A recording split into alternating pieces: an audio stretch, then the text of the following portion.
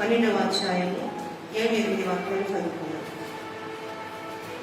నాతాను దావీదును చూచి, ఆ మనుషులకు నీవే ఇశ్రాయేలీయుల దేవుడైన యెహోవా సెలవిచ్చినదేమనగా, ఇశ్రాయేలీయుల మీద నేను నిన్ను రాజుగా పట్టాభిషేకము చేసి సౌలు చేతిలో నుండి నిన్ను విడిపించి నీ యజమానుని నగరిని నీకు అనుగ్రహించి నీ యజమానుని స్త్రీలను నీకు చేర్చి ఇశ్రాయేలు వారిని యూదా వారిని నీకు అప్పగించింది. ఇది చాలదని నీ వనుకొని ఎడల నేను మరి ఎక్కువగా నీకు ఇచ్చేయుదును. దేవుని వాక్యం దీవించు.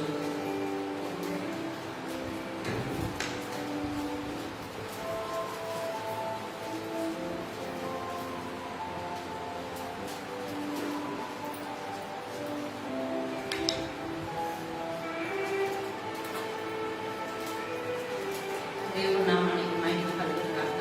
సమయం ఇచ్చింది నాకు కూడి వచ్చిన ప్రతి ఒక్కరికి నా వందనాలు. యాకోబు రాసిన పత్రిక 1వ అధ్యాయము 12వ వచనం నుంచి 15వ వచనం వరకు చదువుకున్నాం. శోధన సహించువాడు ధన్యుడు, అతడు శోధనకు నిలిచిన వాడై ప్రభువు తను ప్రేమించు వారికి వాగ్దానం చేసిన శివ కిరీటము పొందును. దేవుడు కీడి విషయమై శోధింపబడ నేరడు, ఆయన ఎవరిని శోధింపడు కనుక ఎవడైనను శోధింపబడినప్పుడు నేను దేవుని చేత శోధింపబడుచున్నానని అనకూడదు. ప్రతి వాడును తన స్వక్రియమైన దురాశ చేత ఇడవబడి మరులు కొల్పబడిన వాడై శోధింపబడును. దురాశ గర్భమును ధరించి పాపమును కనగా పాపము పరిపక్వమై మరణమును కనును. దేవుడి వాక్యమును ఆశీర్వదించుగాక.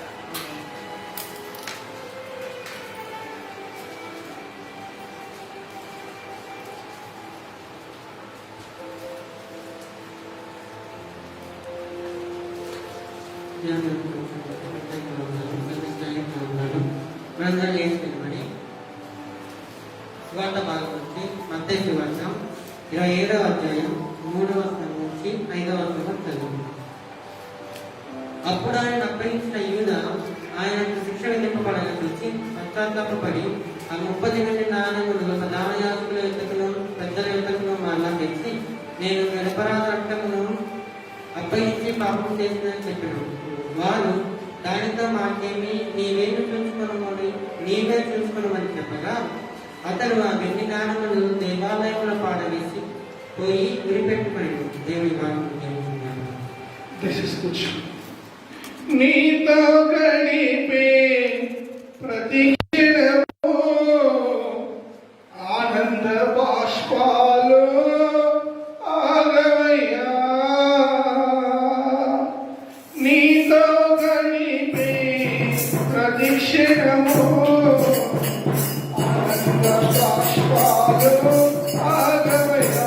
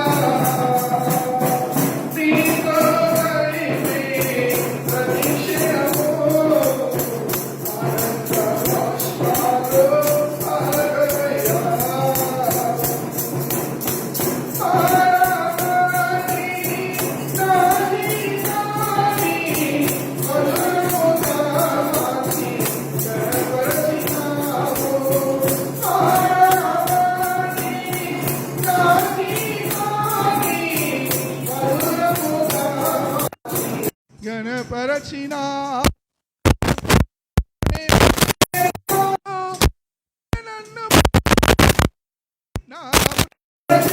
కాదు నీ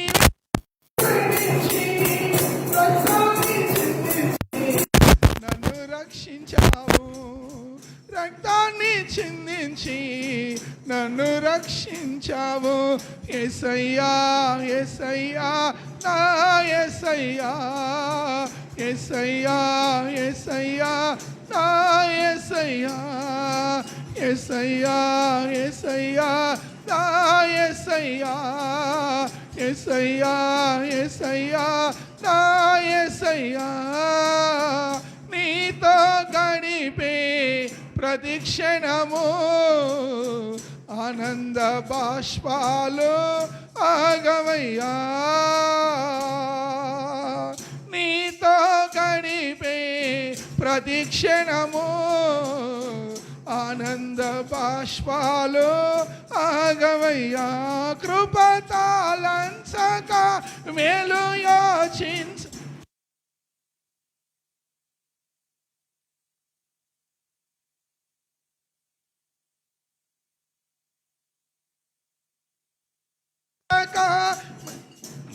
తీర్చక యేసయ్యా యేసయ్యా నా యేసయ్యా, యేసయ్యా యేసయ్యా నా యేసయ్యా.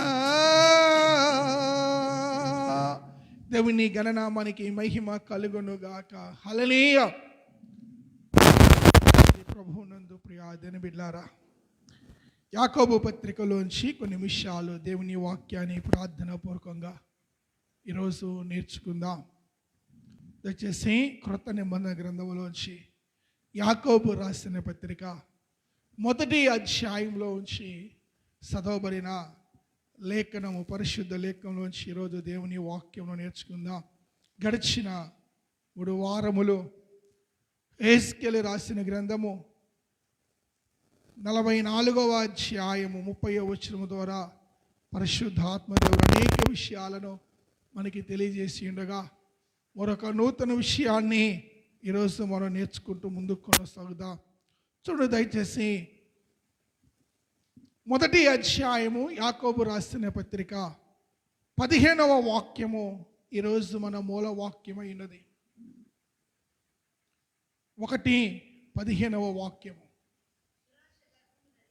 దురాశ గర్భము ధరించి పాపము కనగా పాపము పరిపక్వమై మరణమును కనును. దేవుని గణనామానికి మహిమ కలుగునుగాక. హల్లెలూయా. ప్రభువునందు ప్రియ దేవుని బిడ్డలారా, దురాశ గర్భము ధరించి పాపము కనగా పాపము పరిపక్వమై మరణము కనును. 3 విషయాలు ఇక్కడ కనిపిస్తున్నాయి. దురాశ, పాపము, మరణము. ఈ 3 కూడా చాలా ప్రమాదకరమైనవి. హల్లెలూయా. ఈ 3 కూడా చాలా ప్రమాదకరమైనవి.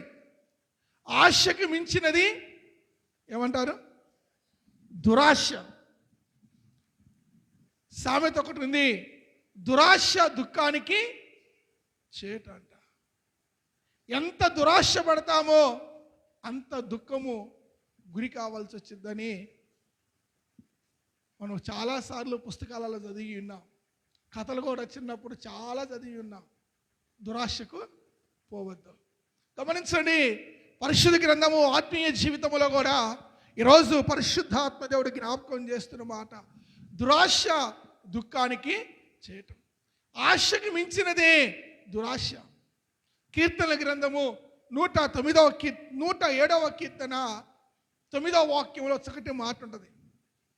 మనం చాలాసార్లు ప్రార్థన చేస్తాం మాటను ఎత్తిపెట్టి.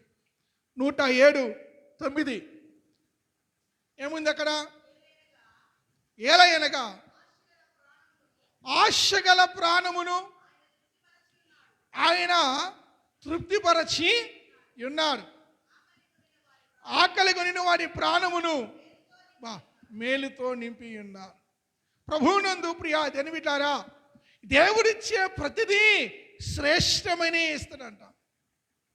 మీరు గమనించారో లేదో, యాకోబు పత్రిక 1వ అధ్యాయము 16-17 ఒకసారి చదువుకుందాం. నా ప్రియ సహోదరులారా, మోసపోకుడి, శ్రేష్టమైన ప్రతి ఈవియు సంపూర్ణమైన ప్రతి వరమును పర సంబంధమైనది జ్యోతిర్మయుడగు తండ్రి యొద్ద నుండి వచ్చును. దేవునికి స్తోత్రము కలుగునుగాక. హల్లెలూయా. పిల్లలు గమనించండి, ప్రతి శ్రేష్టమైన ప్రతి ఈవియు సంపూర్ణమైన ప్రతి వరమును పరలోక సంబంధమైనదే కానీ భూలోక సంబంధమైనది కాదని భక్తుడు అక్కడ రాస్తున్నాడు. ప్రతిదీ దేవుడు తను ప్రేమించే వారికి మంచిగా ఇస్తాడు. తన బిడ్డలు చెడిపోవాలని, తన బిడ్డలు పాపములో పడిపోవాలని, తన బిడ్డలు ఏమైనా కీడుకి దగ్గర కావాలని, తన బిడ్డలు సాతాను ఉచ్చులో పడిపోవాలని దేవుడు ఎప్పుడు కోరుకోడంట. ఎందుకంటే యావత్తు క్రైస్తవ లోకాన్ని బలపరిచే బైబిల్లో శ్రేష్టమైన మాట రోమిలికి రాసిన పత్రిక 8వ అధ్యాయము 28వ వాక్యములో చాలాసార్లు మనం చదివి ఉన్నాం. ఏంటిది? దేవుణ్ణి ప్రేమించు వారికి అనగా ఆయన సంకల్ప చొప్పున పిలవబడిన వారికి ఏమండి మేలు కలుగుటకై సమస్తమును సమకూడి జరుగుచున్నవని ఎరుగుతుము. ఏమంటున్నా అక్కడ పౌలు భక్తి గారు? దేవుని ప్రేమించే వారికి ఏమండి, ఎవరైతే నిన్ను ప్రేమిస్తారో ఆ ప్రేమింపబడుతున్న వారికంట దేవుడు ఎప్పుడూ కీడు చేయడండి. ఒకవేళ కీడు కలిగినా కానీ, ఆపద వచ్చినా కానీ, కష్టం వచ్చినా కానీ దేవుడు అంట ఆ కష్టాన్ని, ఆ కీడుని ఏమని ఏ విధంగా మారుస్తుందంట? చెబుదాం, ఏ విధంగా మారుస్తుందంట? మేలుగా మార్చే దేవుడు అంట. అందరికా కొందరికా? ఆయనను ప్రేమించేవారికి. అందుకే చూడండి అక్కడ రాయబడుతున్న మాట యాకోబు 1:16-17, మోసపోవద్దు. చాలా మంది అనుకుంటారు దేవుడు మోసపోతారా? మనం మోసపోతామా? మనమే మోసగించబడేది, మనమే ఎక్కిరించబడేది. గలతీ రాసిన పత్రిక 6వ అధ్యాయము 8లో ఒకటి ఉంటుంది. ఏముంటుంది అక్కడ? మోసపోకుడి, దేవుడు వెక్కిరింపబడడు. మనుషుడు ఏమి ఇత్తునో ఆ పంటని కోయును. ఆత్మానుసారం ఇత్తువాడు దొరకలేత మాట. ఇంకా గలతీలకు రాసిన పత్రిక 6వ అధ్యాయము 7-8 వచనాలు. మోసపోకుడి, దేవుడు ఎక్కిరింపబడడండి. మనుష్యుడు ఏమి ఇత్తునో ఆ పంటనే కోయును. ఎలా అనగా తన శరీరేచ్ఛను బట్టి విత్తువాడు తన శరీరమును క్షయమును పంటను కోయును. ఆత్మను బట్టి విత్తువాడు ఆత్మ నుండి నిత్య జీవమును పంటకు వస్తాడు. అందుకే దేవుడికి రాయబడుతూ యాకోబుకి రాస్తున్న మాట, మోసపోకుడి, శ్రేష్టమైన ప్రతి ఈమియు సంపూర్ణమైన ప్రతి వరమును పర సంబంధమైనదే కానీ ఏమండి భూ సంబంధమైనది కాదు అని దేవుని వాక్యం చలవిస్తుంది. ఆశపడాలి, తప్పులేదు. కానీ ఆ ఆశ దురాశగా మారితే మనం ఎక్కడ పడిపోతామంట? ప్రతి క్రైస్తవుడు పాపములో పడిపోతారు. ఈరోజు సేవకుడు కానీ సేవకురాలు కానీ క్రైస్తవ బిడ్డలు విశ్వాసులు పాపములో పడడానికి, పాపము చేయటానికి ప్రధానమైన కారణము ఆశకు మించి ముందడిగేస్తున్నారంట. హల్లెలూయా. ఆశకు మించి ముందుకు అడిగేస్తారు. ఆశపడి ప్రభువుని అడిగితే ఆశను తీరుస్తాడు. ఆశపడి ప్రభువులో ప్రార్థన చేస్తే నీ ప్రార్థన వింటాడు. ఆశపడి ప్రభువుని స్తుతిస్తే నీ స్తుతిని అంగీకరిస్తాడు. ఆశపడి ప్రభువుని ఏది అడిగినా దేవుడు అని ఇస్తాడంట. కానీ ఆ ఆశకు మించి ఇంకొక అడుగు ముందుకేస్తే అది ఏ విధంగా మారింది? దురాశగా మారింది. దురాశ ఏమైందంట? దురాశ గర్భము ధరించి, చదవండి 1:12, 1:13, 15, దురాశ గర్భము ధరించి పాపము కనగా పాపము పరిపక్వమై మరణమును కనను. ఆశ ఉన్నంత చేపు దేవుడిని నువ్వు ఆశీర్వదిస్తాడు, నేను దీవిస్తాడు, నీకు కావలసిన అన్ని కూడా దేవుడిస్తాడు. అయితే నీ ఆశ దురాశ పాలు కాకుండా జాగ్రత్త పడాలి మనం. ఏ పాలు కాకూడదు? ఆశ కాస్త దురాశ పాలైందనుకో, ఆ దురాశ ఏం చేసిద్దంటే పాపములోనికి తీసుకెళ్ళిద్దంట. ఆ పాపము పరిపక్వమై మన జీవితాన్ని కోలద్రోయబడింది, పడద్రోసింది. మన జీవితాన్ని ప్రభువునందు పిల్లరా మనకు మనమే పాడు చేసుకున్న వారం అవుతామంట. ఈరోజు కొందరు జ్ఞాపకం వచ్చి ఆశపడతారు బైబిల్ గ్రంథంలోంచి. దురాశ పాలై, ఆశకు మించి దురాశలో పడిపోయి, ఆ దురాశ వారిని ఏం చేసిందంటే పాపములోకి తీసుకెళ్ళి, ఆ పాపం అంట చివరికి వారిని సర్వనాశనము చేసిందండి. ఈరోజు ప్రియా దేవుని సంగమా, క్రైస్తవులమైన మనము, దేవుని నమ్ముకున్న నీవు ఆశ కలిగి ప్రార్థన చేయి, తప్పులేదు. ఆశ కలిగి మందిరానికి రా, తప్పులేదు. ఆశతో ప్రభుని స్తుతించు, తప్పులేదు. ఆశతో ప్రభు పని చేయి, తప్పులేదు. కానీ నీ ఆశ కాస్త దురాశగా మారితే అది చాలా ప్రమాదం అంట. చూడండి దయచేసి సమూయేలు రాసిన గ్రంథము, ప్రభువునందు ప్రియా దేవుని బిడ్డలారా, సమూయేలు 2వ గ్రంథము 11వ అధ్యాయము 1వ వచనం నుంచి 12వ అధ్యాయము 18వ వచనం వరకు మీరు ఇంటికి వెళ్ళాక చదవండి. ప్రస్తుతానికి ఇప్పుడు సమూయేలు 2వ గ్రంథము 11వ అధ్యాయము 1-2 వచనాలు చదువుకుందాం. వసంత కాలమున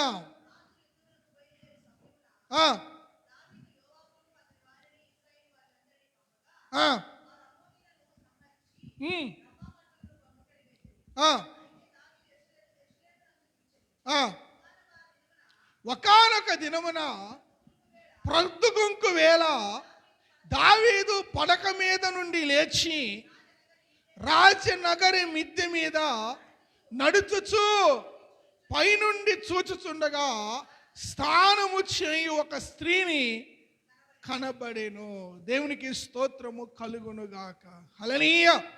గమనించండి, ఒకానొక దినమున ప్రొద్దుగుంకు వేళ దావీదు పడక మీద నుండి లేచి రాజనగరి మిద్దె మీద నడుచుచు పైనుండి చూచుచుండగా స్నానము చేయు ఒక స్త్రీ కనబడెను.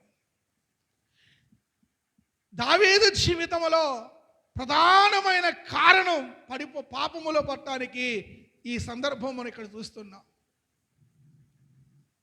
బైబిల్ గ్రంథమే చెబుతుంది, దావీదు జీవితాంతములో ఒకే ఒక సందర్భంలో తప్ప మరి ఎక్కడ కూడా దేవుని దృష్టికి విరోధంగా పాపము చేయలేదని. కానీ ఆ ఒక్క సందర్భం ఏంటిదంట? ఇప్పుడు మీరు చదివిన సందర్భం. ఎందుకు వచ్చిన సందర్భము? ఎందుకు వచ్చే సందర్భము? అందరేమో యుద్ధానికి వెళ్ళారు, కానీ మన వాడు మాత్రము ఇంటి దగ్గర ఉండిపోయాడు. బాగా గమనించండి. ఒకవేళ అందరితో కలిసి దావీదు కూడా యుద్ధానికి పోయినట్టయితే ఆ పాపము చేసేవాడు కాదేమో, ఆశకాంత దురాశగా మారేది కాదేమో. అక్కడ రాయబడుతున్న మాట చూడండి. ఆమెను చూసి ఆమెతో పాపము చేసి ఏమండి తన ఆశను అణుసుకోలేక, తను కోరికను అణుసుకోలేక ఆ ఆశ కాస్త దురాశగా మారి, ఆ దురాశ దావీదుని ఏం చేసిందంటే పాపములోనికి నెట్టేసింది. ఆ పాపము కాస్త పరిపక్వమై మీరు చదివారు 1:15 దురాశ గర్భము ధరించి పాపము కనగా పాపము పరిపక్వమై మరణమును కనను. మనము 12వ అధ్యాయంలోకి వచ్చిన తర్వాత దైవజనుడైన నాతాను ద్వారా దేవుడు దావీదుని గద్దించడం మనం చూస్తూ ఉంటాం. దైవజనుడైన నాతాను ద్వారా దావీదుని గద్దించినప్పుడు మన సందర్భం చూస్తాం. 12వ అధ్యాయము 12వ అధ్యాయము 7వ వచనం చదివినట్లయితే చూద్దాం దయచేసి. 8వ వచనము 12:8 నీ యజమానుని స్త్రీలను నీ కౌగిట చేర్చి ఇశ్రాయేలు వారిని యూదా వారిని చాలండి. ఇక్కడ ఏమంటున్నాడు దేవుడు దావీదుతోటి, దైవజనుడు నాతాను ద్వారా, కుమారుడా దావీదా, ఇదిగో నీ యజమాని స్త్రీలను. ఎవరు యజమానుడు చెప్పాలి? అంతకుముందు యూదా వారిని, ఇశ్రాయేలు వారిని పరిపాలించింది ఎవరు? సౌలు. సౌలుని ప్రక్కన పెట్టి సౌలు దగ్గర ఉన్న స్త్రీలందరినీ బాగా గమనించండి. సౌలు దగ్గర ఉన్న స్త్రీలందరినీ ఇప్పుడు దేవుడు ఎవరికి అప్పచెప్పిండు? ఎవరికి అప్పచెప్పిండమ్మా? దావీదుకి అప్పగించాడు. దావీదుకి అప్పగించడం మాత్రమే కాకుండా అక్కడ రాయబడుతున్న మాట, ఇశ్రాయేలు వారిని, యూదా వారిని నీకు అప్పగించితిని. ఈ వచనం బట్టి చూస్తే దావీదుకి దేవుడు ఏ విషయంలో తక్కువ చేయలా. కాపురము చేయడానికి భార్యే కాదు, భార్యలను ఇంకా అధికంగా కావాలంటే ఇంకా అధికంగా దేవుడు ఇచ్చాడు, సర్వము ఇచ్చాడు. ఇది తక్కువైంది, తక్కువ అంటానికి ఏది లేకుండా దేవుడు దావీదుకి సమస్తమును సమకూర్చి ఉంచితే అక్కడ జరిగే మాట చూడండి దయచేసి. ఏమంటున్నా అక్కడ? నీకు అప్పగించి తిని ఇది చాలదని నీవు అనుకొనిన ఎడలా. ఏమండి? నీకు అన్నీ ఇచ్చిండు దేవుడు. నీకు కావాల్సిన, నీ జీవితానికి ఏది కావాలో, నీ వయసుకి, నీ జ్ఞానానికి, నీ స్టేటస్కి ఏది కావాలో అది దేవుడు నీకు ఇచ్చాడు. నువ్వు ఎంత పని చేయగలుగుతావో అంత పని దేవునికి ఇచ్చాడు. నువ్వు ఎంత భారము మోయగలుగుతావో అంత భారాన్ని దేవునికి ఇచ్చాడు. ఎంత బరువు మోయగలుగుతావో అంత బరువు మాత్రమే నీకు ఇచ్చి ఉన్నాడు. కానీ నీవు ఇది చాలదు ప్రభువా అని నువ్వు అనుకొని నీ ఎడలా, చదవండి, ఇది చాలదని నీవు అనుకొని ఎడలా నేను మరి ఎక్కువగా నీకిచ్చి ఉండును. హల్లెలూయా.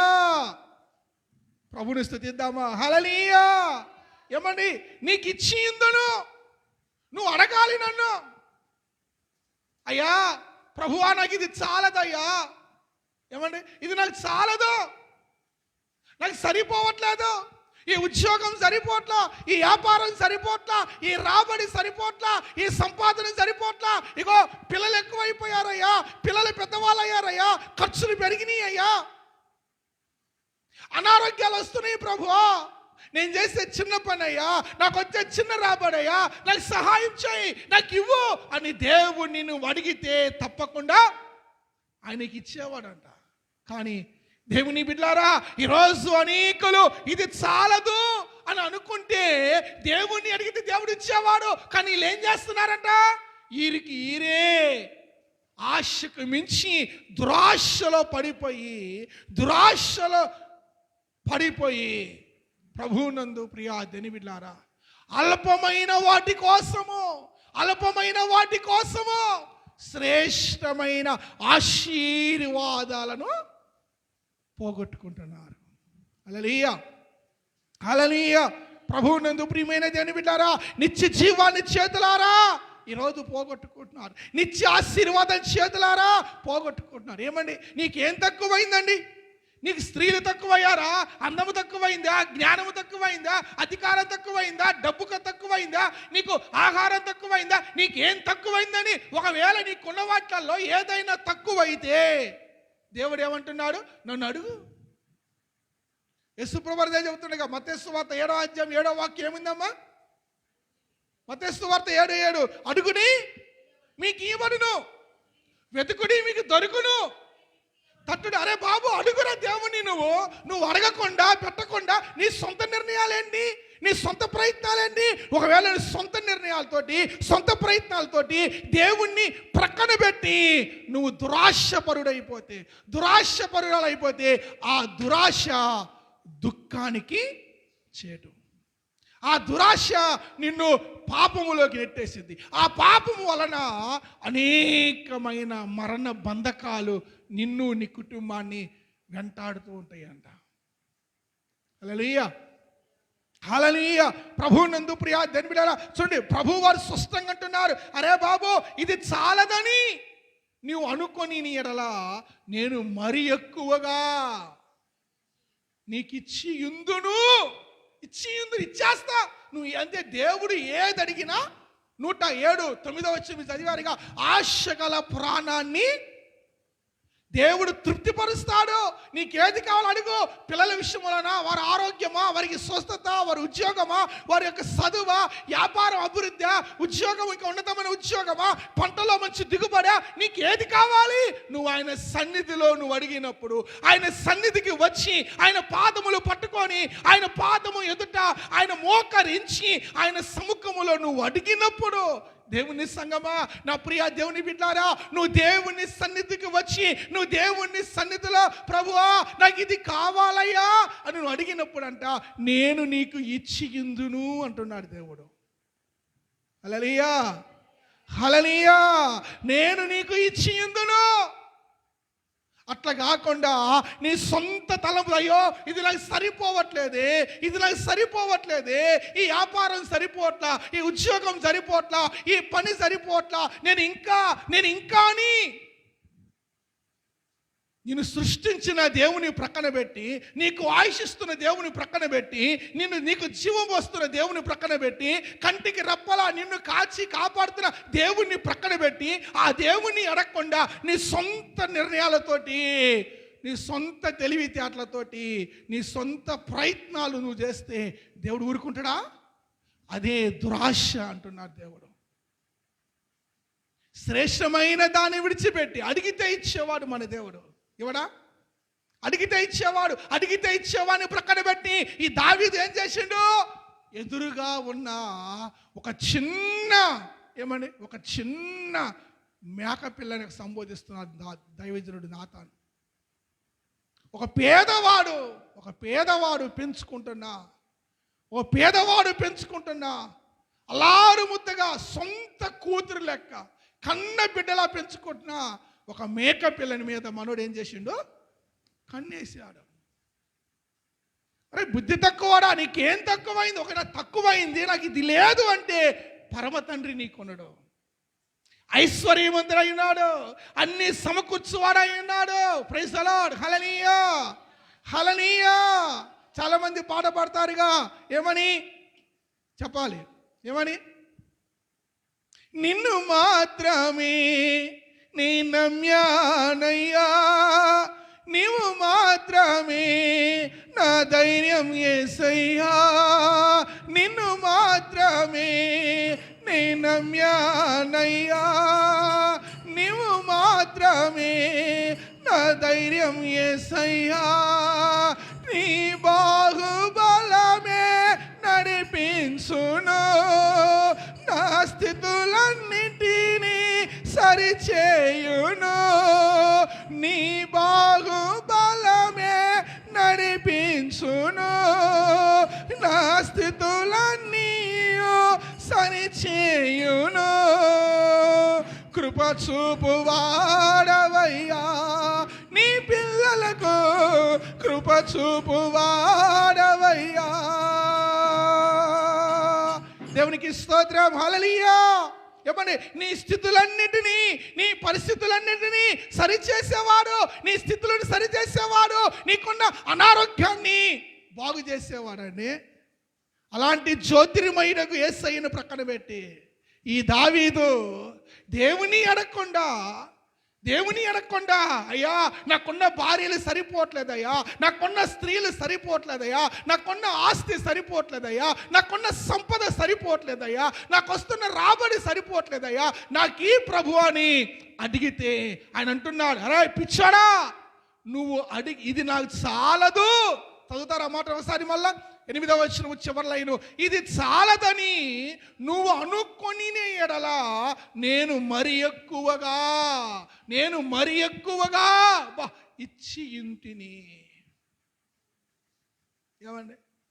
ఇది చాలదు ప్రభు, నువ్వు దేవుణ్ణి అడిగితే దేవుడు ఇచ్చేవాడు. కానీ ఈరోజు చాలదు అని నీకు నీవే సొంత ప్రయత్నాలు చేస్తున్నావు. నిజమే, నీకు సరిపోవట్లేదు, నీ రాబడి సరిపోవట్లా, నీ ఖర్చులు పెరిగినాయి, నీ పిల్లలు పెద్దవాళ్ళు అయ్యారు, ఫీజులు పెరిగినాయి, అది కట్టాలయ్యా, ఇది కట్టాలయ్యా. నిజమే, నీ సమస్యలు ఉన్నాయి. వాటిని దేవుని సన్నిధికి వచ్చి దేవుని సన్నిధిలో నువ్వు అడిగితే ప్రభువు నీకు ఇచ్చునుగాక. కానీ ఈరోజు అలా చేయట్లేదు. ఈరోజు అలా చేయక, దేవుని సన్నిధికి రాక, ప్రభుని అడగక, నీ సొంత ప్రయత్నాలతోటి దురాశలో పడిపోయి ఆ దురాశ కాస్త నిన్ను పాపములోకి నెట్టేస్తుంది. ఆ పాపము నిన్ను, నీ కుటుంబాన్ని పతనము చేయటానికి సిద్ధపడుతుందండి. ఇది ఈరోజు చాలా మంది గమనించలేని అయోమయ స్థితిలో పడిపోతున్నారు. దావీదు అదే పొరపాటు చేశాడు. దావీదు ఆరాధనకి లీడర్, దావీదు దేవుని ప్రేమించిన వాడు, దావీదు దేవునికి ఇష్టమైన వాడు, మంచి మంచి సర్టిఫికెట్స్ ఉన్నాయి. బట్ దావీదు పాపము చేయటానికి ప్రధాన కారణము దురాశ. దావీదు పాపము చేయటానికి ప్రధాన కారణం దేవుని అడగలేదు. దావీదు పాపము చేయటానికి ప్రధాన కారణము దేవుని సన్నిధిలో గడపలేదు. మీకు ఒక మాట చెప్పాలని ఆశపడుతున్నాను. దావీదు మిద్దెనెక్కింది ఏ సమయంలో చెప్పండి? ఏ సమయంలో? సాయంకాలం. ప్రైజ్ ది లార్డ్, హల్లెలూయా. సాయంత్రం పూట పైకెక్కాడు, డాబా ఎక్కాడు, మేడ ఎక్కి చుట్టూ తిరుగుతున్నాడు, గాసెద్దు తిరిగినట్టుగా. ఒక మాటలో చెప్పాలంటే, అవునా? యాడెక్కిండు? పైకెక్కిండు మనోడు. పైకెక్కి ఏ సమయంలో ఎక్కిండమ్మా? మరొకసారి చెప్పండి. సాయంకాలమున. 55వ కీర్తన 17వ వాక్యం ఒకసారి చదువుకుందాం. దావీదు రాసిన కీర్తన 55:17. త్వరగా సహకరించండి. 55:17. సాయంకాలమున, ఉదయమున, మధ్యాహ్నమున నేను ధ్యానించుచు మొరబెట్టుకొందును, ఆయన నా ప్రార్థన ఆలకించును. హల్లెలూయా, హల్లెలూయా. ఈ దావీదు ఉదయం పూట, మధ్యాహ్నం పూట, సాయంత్రం పూట ఏం చేసేవాడు? సీరియల్ చూసేవాడా? చెప్పాలి. సినిమాకి వెళ్ళేవాడా? ఊర్లు పట్టుకొని తిరిగేవాడా? ఏం చేసేవాడు? రోజుకి ముమ్మారు, బాగా రోజుకి ముమ్మారు. మనం రోజుకు 3 సార్లు 4 సార్లు తినేవాళ్ళు ఉన్నారు. 3 సార్లు ఎలా తింటామో అలా దావీదంట ముమ్మారు, చెప్పాలి, దావీదు ముమ్మారు ప్రార్థన చేసేవాడండి. ఉదయం పూట ప్రార్థన చేసేవాడు, మధ్యాహ్నం ప్రార్థన చేసేవాడు, తర్వాత సాయంత్రం పూట ప్రార్థన చేసేవాడు. బాగా గమనించు మళ్ళొకసారి. ఉదయం పూట ఉదయాన్నే ప్రార్థన చేసేవాడు, మధ్యాహ్నం ప్రార్థన చేసేవాడు, సాయంత్రం పూట ప్రార్థన చేసేవాడు. కానీ ఇక్కడ 2వ సమూయేలు గ్రంథం 11వ అధ్యాయంలో ఈ సాయంకాలం పూట ఏం చేస్తున్నాడు? చెప్పాలి. ఈ సాయంకాలం పూట ఏం చేస్తున్నాడు?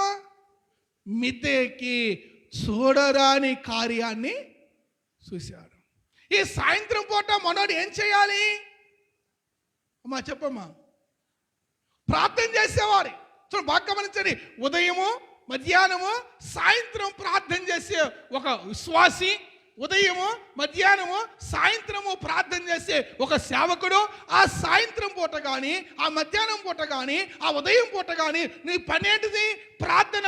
కానీ ఈరోజు ఈ దావీదు ఈ 11వ అధ్యాయము 2వ వాక్యములో సాయంత్రం పూట మిద్దె ఎక్కి చూడరాని దృశ్యాన్ని చూసి ఆశపడి, ఆశ ఇంకొంచెము పెంచుకొని ఏమంటే దురాశకు గురయ్యి, దురాశ పాపము పెంచి ఆ పాపమంట మరణానికి దారి తీసిందండి. హల్లెలూయా, హల్లెలూయా. ప్రభువునందు ప్రియ దేవుని జనాంగమా, బాగా గమనించండి. ఒక్క పూట ప్రార్థన చేయకపోతే ఎన్ని పూటలు చెప్పాలి? ఎన్ని పూటలు? 1 నెల? 1 సంవత్సరమా? 1 వారమా? కాదు, ఒక్క పూట అండి. ఒక్క పూట ప్రార్థన చేయకపోతే దావీదు ఏమైపోయిందంట? చెప్పాలి. ఏమైపోయింది దావీదు? పాపములో పడిపోయాడు. ఒక్క పూట దేవుని అడగకపోతే దేంట్లో పడ్డాడు? పాపములో పడ్డాడు. ఒక్క పూట దేవుని సన్నిధిలో గడపకపోతే ఒక్క పూట దేవుని పాదాలు పట్టుకోపోతే, ఒక్క పూట దేవుణ్ణి అడగనందుకు, ఒక్క పూట దేవుని స్థితిలో ప్రార్థించినందుకు దురాశపరుడై, దురాశ పాపమును కానీ ఆ పాపము పరిపక్వమై దావీదు కుమారుణ్ణి చంపేసింది. హల్లెలూయా. సమూయేలు 2వ గ్రంథము 12వ అధ్యాయము 18వ వచనములో ఉంటుంది ఆ మాట. 2వ సమూయేలు 12వ అధ్యాయము 18వ వచనము. 7వ దినమున బిడ్డ సావగా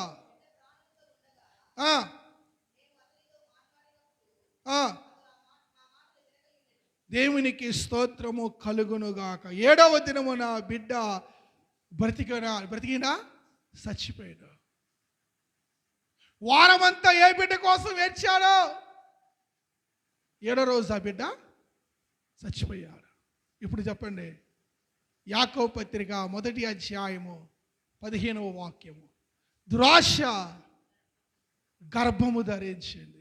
బాగా గమనించండి. దురాశ ఎప్పుడు కలిగింది? సాయంకాలం పూట కలిగింది. బాగా గుర్తుంచుకోండి. దురాశ ఏ సమయంలో కలిగిందండి? సాయంకాలం పూట దురాశ కలిగింది. కొన్ని రోజులకి ఆ దురాశ కాస్త ఏమైందంటే గర్భము ధరించి ఆ గర్భము పాపాన్ని కనింది. పాపము ఏమండి దగ్గరగా మీరు 12వ అధ్యాయము 16వ వచనం ఉంటుంది ఆ మాట. 16వ వచనములో ఉంటుంది, పాపము పరిపక్వమై 7 రోజులు. ఎన్ని రోజులు? 7 రోజుల్లో ఆ బిడ్డ ఏమైపోయాడు? చనిపోయాడు. యెహోవా ఊరియా భార్య దావీదును కనిన బిడ్డను మొత్తినందున అది బహుజబ్బు పడేను. హల్లెలూయా. దావీదు ఉపవాసం ఉండి లోపలికి పోయి రాత్రంతయు నేల మీద ఉండి బిడ్డ కొరకు దేవుని బ్రతిమాలగా ఇంటిలో ఎన్నికైన వారు లేచి అతడు నేల నుండి లేవనెత్తుకు వచ్చిరి కానీ అతడు సమ్మతింపక వారితో కూడా భోజనము చేయకుండెను. 7వ దినమున బిడ్డ సావగా. దురాశ గర్భము ధరించి పాపము కనును. పాపము పరిపక్వమై మరణాన్ని. బాగా గమనించండి. ప్రార్థించవలసిన సమయంలో ప్రార్థన చేయకుండా మనోడు ఏం చేస్తున్నాడు? తిరుగులాడుతున్నాడు. ఒక మాటలో చెప్పాలంటే మేడ ఎక్కి తిరుగులాడుతున్నాడు. చాలామంది అనుకుంటారండి, ఒక పూట రాకపోతే ఏమైందండి? ఒక పూట రాకపోతే ఏమైంది? ఒక నెల రాకపోతే ఏమైంది? ఒక వారం రాకపోతే ఏమైంది? ఒక సంవత్సరం రాకపోతే ఏం కాదండి. ఏమైతే తెలుసా? పాపము కనిద్ది. పాపములో పడిపోతావు. ఆ పాపము పరిపక్వమై నిన్ను ఏం చేసిద్దంట? మరణానికి దారితీసింది. నేను నెల గురించి సంవత్సరం గురించి చెప్పట్లా, ఒక్క పూట రాకపోతే. హల్లెలూయా. దావీదు నెల రోజులు ప్రార్థన చేయకుండా లేదు. దావీదు సంవత్సరం దాకా మందిరానికి రాకుండా ఉండలేదు.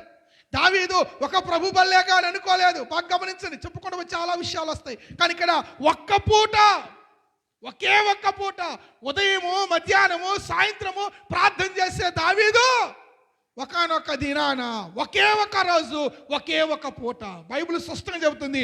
ఒకానొక దినాన ప్రొద్దుగుంకు వేళ దావీదు పడక మీద నుండి లేచి రాజనగరి మిద్దె మీద నడుచుచూ ఒక్కరోజు, ఆ ఒక్క రోజులో ఒక పూట, ఒక పూట ప్రార్థన చేయకపోతే, ఒక రోజు ప్రార్థన చేయకపోతే, ఒక వారం ఉపవాసం ఉండకపోతే ఏమైందండి? ఒక నెల దేవుని బల తీసుకోకపోతే ఏమైందండి? ఒక వారం దేవుని ఇంకో వారం రావచ్చు, తప్పు లేదమ్మా. ఈ వారం మిస్ అయితే వచ్చే వారం రావచ్చు, అది తప్పు కాదు. కానీ ఆ ఒక్క వారమే మనల్ని ఏం చేసిద్దంట? పాపములోకి తీసుకెళ్ళిద్ది. ఆ ఒక్క నెలే, ఆ ఒక్క రోజే, ఆ ఒక్క పూటే నిన్ను నీ కుటుంబాన్ని పాపంలోకి తీసుకెళ్ళి ఆ పాపము పరిపక్వమై మరణానికి దారి తీసిద్దంట. హల్లెలూయా, హల్లెలూయా.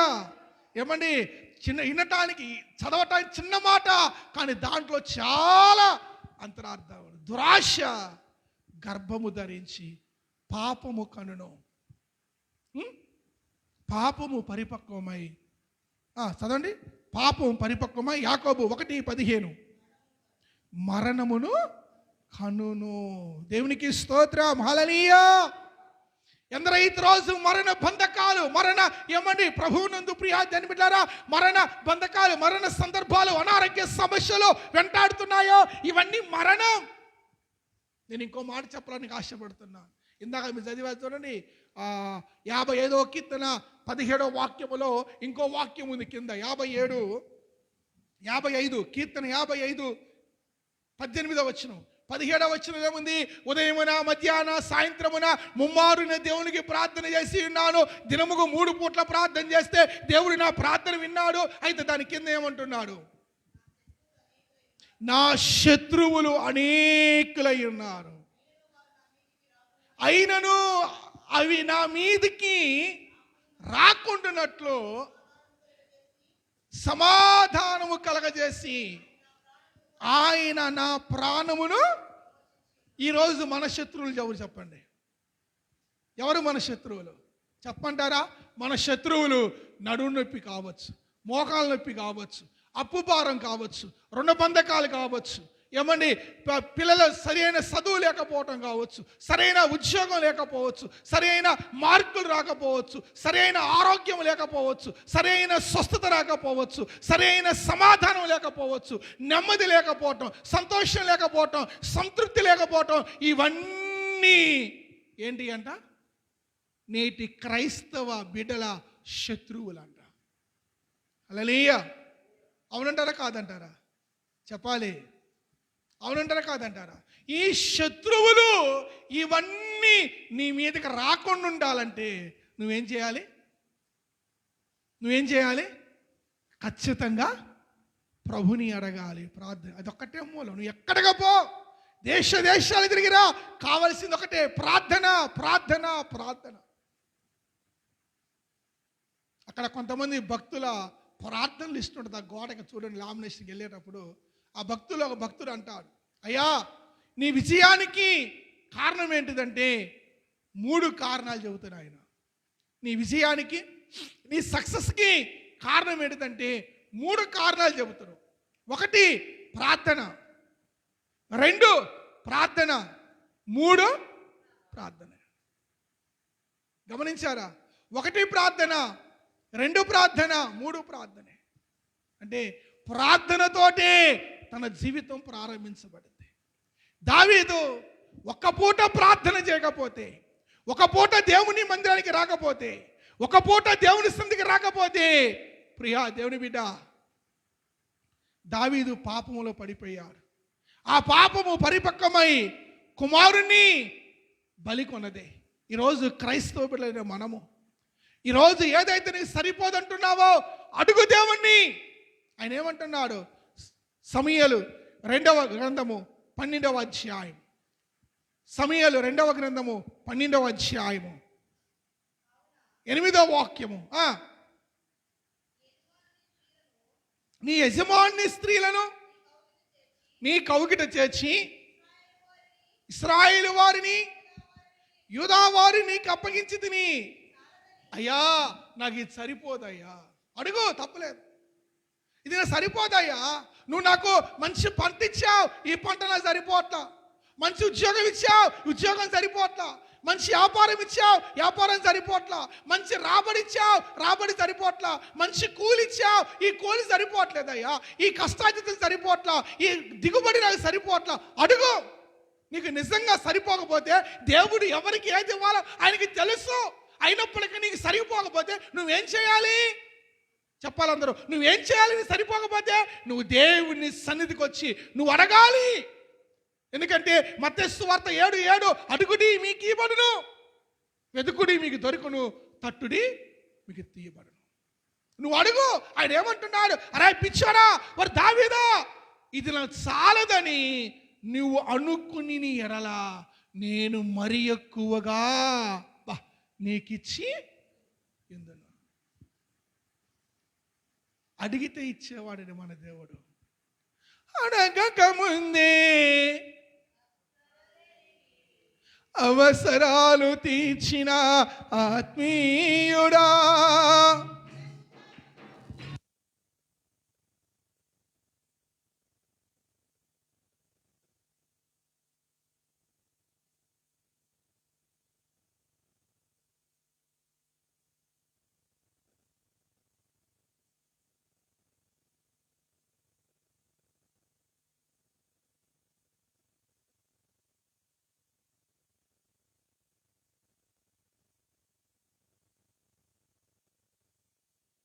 అవసరాలు తీర్చిన ఆత్మీయుడా, బంధాలను పెంచిన భాగ్యవంతుడా, అవసరాలు తీర్చిన ఆత్మీయుడా,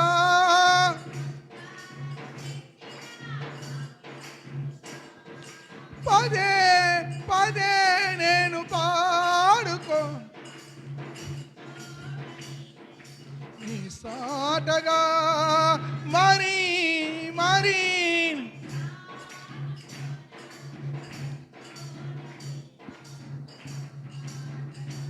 ప్రైజ్ ది లార్డ్, హల్లెలూయా. అడగక ముందే అక్కర్లెరిగిన దేవుడు, అవసరాలు తీర్చే దేవుడు. ప్రియులారా, అలాంటి దేవుని ప్రక్కన బట్టి ఈరోజు ఇది నా చాలదు.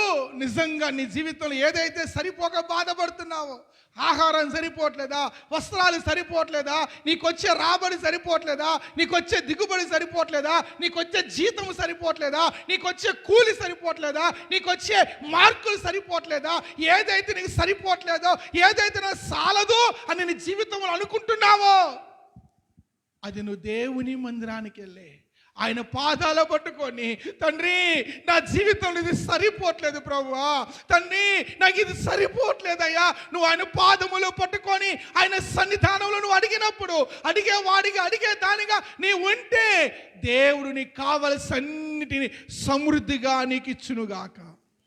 ఆయన ఏమంటున్నాడు? నీకిచ్చి ఇందును. మరి పిచ్చోడా, నువ్వు అడగాల్సింది ఒక్క మాట అడగాల్సింది నన్ను. నా దగ్గర ఏం తక్కువైంది? నీకు కావలసినంత నీకు ఇచ్చి ఉన్నాను.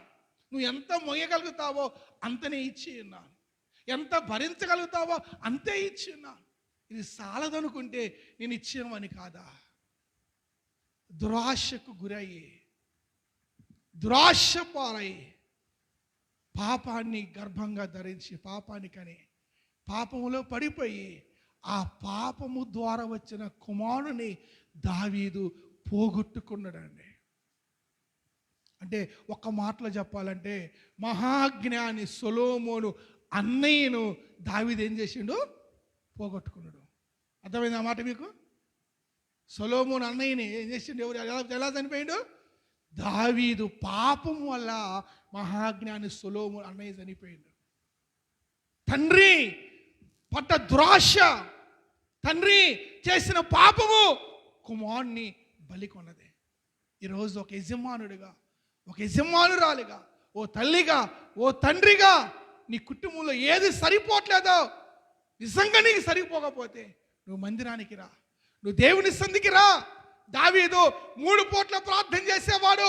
ఒక పూట ఏముందిలే, పొద్దున్న చేసుకున్నగా, మధ్యాహ్నం చేసుకున్నగా, ఇప్పుడు కూడా చేసుకోవాలా, ఇప్పుడు నాకు అంత తీరిక లేదు, ఇగో అలా కాసేపు తిరుగుతా చల్లటి గాలికి అని తిరిగిపోతూ లెక్క ఏం చేసిండంట? పైకెక్కి తిరిగిండు.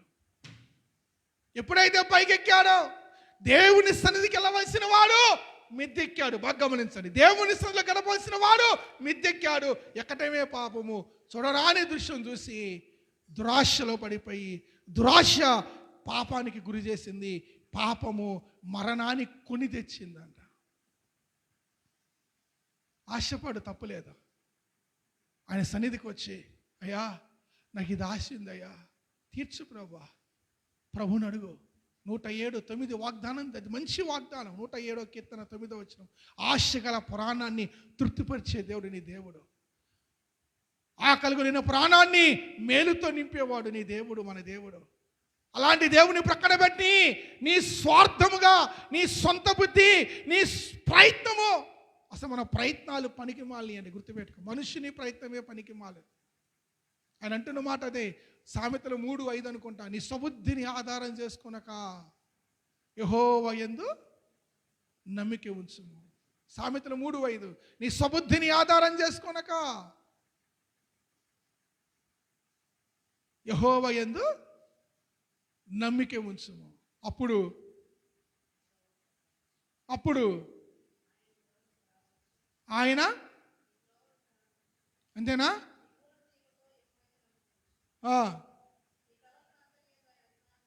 బాగా గమనించండి. స్వబుద్ధిని ఆధారం చేసుకోకూడదు. మన వేలితో మన కంటిని మనం పొడుచుకున్న వాళ్ళం అవుతాం. దావీదు స్వబుద్ధిని ఆధారం చేసుకొని ఒక ఇంటి నిండా గొర్రెలు ఉన్నాయి. ఇంటి నిండా ఏమంటే కోసుకొని తినలేనంత గొర్రెలు ఉన్నాయి, సంపద ఉంది. మనోడికి అవి సరిపోక ఎదురింట్లో ఉన్న చిన్న మేక పిల్ల మీద కన్ను పడదు మనోడి కన్ను. హల్లెలూయా. గొర్రెపిల్ల, మేక పిల్ల, గొర్రెపిల్ల మీద కన్ను పడదు. దురాశ, ఆశ. చెప్పండి ఇప్పుడు ఇది ఆశ, దురాశమ్మా. నీ ఇంటి నిండా గొర్రెలు ఉన్నాయి, ఇంటి నిండా సంపద ఉంది. ఆదివారం సంపద కూడా కావాలంటే ఇప్పుడు ఆశ, దురాశ. తిప్పి ఆడ తీసుకొచ్చాడు గారు అనుకుంటున్నారా? నేను తీసుకొచ్చేది అది దేవుని వాక్యం చెబుతుంది. హల్లెలూయా. నీకు చాలదు అనుకుంటే ఆయన ఏమంటుండో, నన్ను అడుగురా నాయన, నన్ను అడుగు అంటండా. అక్కడ ఏముందండి, ఇది నీవు చాలదని అనుకుని నేను మరి ఎక్కువగా ఇస్తా అంటానండి. ఇచ్చేవాడు ఆయనండి, తీసుకునేది నీవు, మధ్యలో నేనే ఉండి. అవునా కాదా? బాగా గమనించండి. ఇప్పుడు ఇలారా, తీసుకునేది నీవు, ఇచ్చేది ఆయన. అయితే ఆయన ఇవ్వాలి, నువ్వు తీసుకోవాలంటే నువ్వేం చేయాలి? ఆయన సన్నిధికి వచ్చి ఆయన అడగాలి. ఒక్క పూట కకృతి పడితే దురాశకు గురయ్యి పాపములో పడిపోయి ఆ పాపము ద్వారా కుమారుడు మరణాన్ని కొని తెచ్చుకున్నాడు దావీదు. గుర్తుపెట్టుకోండి. ప్రభువునందు ప్రియ దేవుని సంగమా, ఈరోజు అనేకులు సోమవారం నుంచి శనివారం దాకా దేవుడు సమృద్ధిగా ఇస్తున్నాడు. శక్తిని ఇస్తున్నాడు, బలాన్ని ఇస్తున్నాడు, ఆరోగ్యాన్ని ఇస్తున్నాడు. దేనికి ఇస్తున్నాడు? నువ్వు కష్టపడాలి. నీ వెనక కుటుంబం ఉంది, నువ్వు కష్టపడాలి, నువ్వు 4 రూపాయలు సంపాదించుకోవాలి, నువ్వు తృప్తిగా తినాలని దేవుడు శక్తి, బలాన్ని ఇస్తుంటే, ఇది చాలదు ప్రభు అంటే దేవుడు ఆదివారానికి కావాల్సిన ఆదాయాన్ని కూడా శనివారం ఇస్తానన్నాడా, ఈయనన్నాడా? చెప్పండి, నాకు చెప్పాలి. ఇస్తున్నాడా, ఈయనన్నాడా? నిర్గమాకాండం 16వ అధ్యాయంలో ఉంటాయి ఆ మాట. నిర్గమాకాండం 16వ అధ్యాయము. ఇంకొకరు ఇశ్రాయేలు ప్రజలు, ఒకడు దావీదు అయితే రెండో గుంపు, రెండో రకము, రెండో వాళ్ళు ఎవరంటే రెండో వ్యక్తి ఇశ్రాయేలు ప్రజలు. చదువు దయచేసి ఆ మాటను. 16వ అధ్యాయం 27వ వాక్యం. నిర్గమాకాండం 16:27. నిర్గమాకాండం.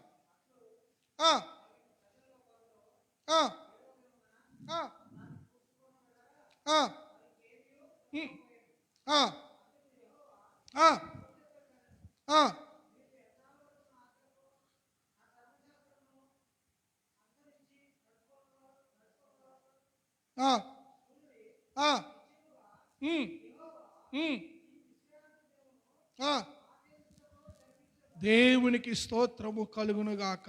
హల్లెలూయా, హల్లెలూయా, హల్లెలూయా. ప్రభువునందు ప్రియ తెనిబిట్లారా, దేవుడు స్పష్టంగా చెప్పిండు. ఏమని చెప్పిండు? 6వ దినాన్ని కూడా 7వ రోజుకి కావాల్సిన 6వ రోజు మీకు నేను ఇస్తాను. దేవుడు చెప్పినప్పుడు అది కంపు కొట్టలా, పురుగు పట్టిందా? పురుగు కంపు కొట్టిందా? ఎప్పుడైతే వాళ్ళు వద్దన్న పని చేశారో అది ఏమైపోయిందంట, అట్లు జరిగేను. ప్రజల్లో కొందరు 7వ దినమున దాన్ని కూర్చుకొని వెళ్ళగా వారికి ఏమీ దొరకలేదు. మీరు ఇంకొంచెం ముందు వచనము చదివితే, దాని ముందు వచనము ఏది?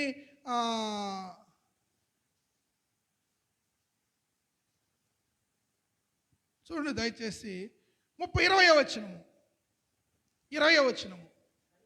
అయితే వారు మోషే మాట వినక కొందరు ఉదయం వరకు దానిలో కొంచెము మిగిల్చుకొనగా అది పురుగు పట్టెను, కంపు కొట్టెను. తర్వాత 29వ వచనము. సూర్యుడి నిశ్చయముగా అంటే ఖచ్చితంగా దేవుడు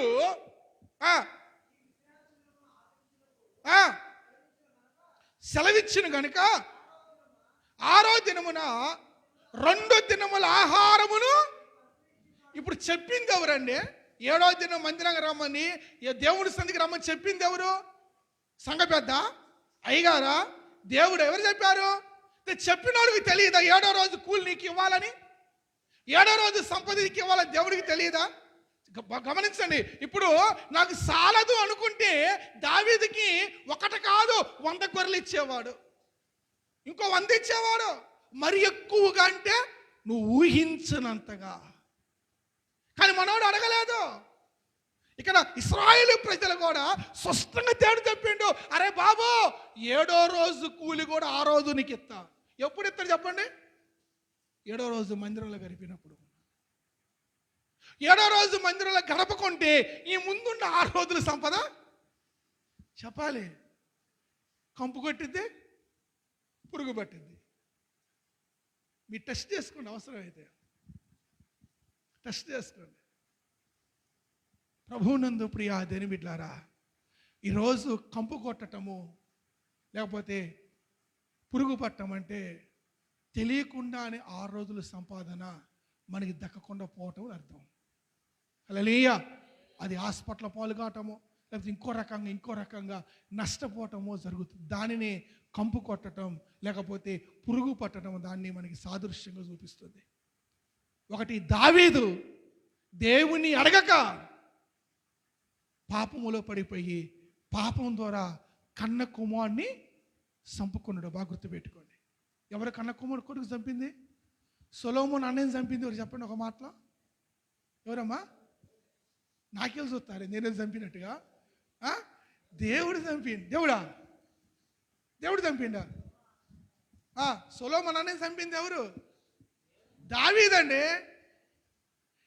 చంపుకుంది ఎవరండి? కారణం ఎవరు? జబ్బు పట్టడానికి కారణం ఎవరు? మంచి కొడుకునిచ్చి నీలేదా? పాపం కొడుకు మంచోడా కాదా? ఆయన జబ్బు పట్టడానికి కారణం ఎవరు? గుర్తుపెట్టుకోండి.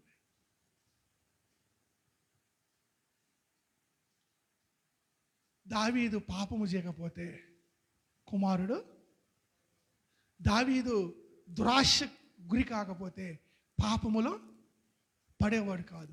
ఆ పాపము మరణానికి దారి తీసేది కాదు. ఈరోజు క్రైస్తవ బిడ్డలుగా అనేక సందర్భాలు అనేక సార్లు ఏం చేస్తుందంటే మనం లాగుతూ ఉంటాయి, మన ఆలోచనని, మన మనస్సును లాగుతూ ఉంటాయి అంట. ఆ మనస్సును లాగినప్పుడు అండి మనుష్యుల్లో పుట్టే ప్రతి ఆలోచన చెడుకు కారణం కాదని గుర్తుపెట్టుకోండి.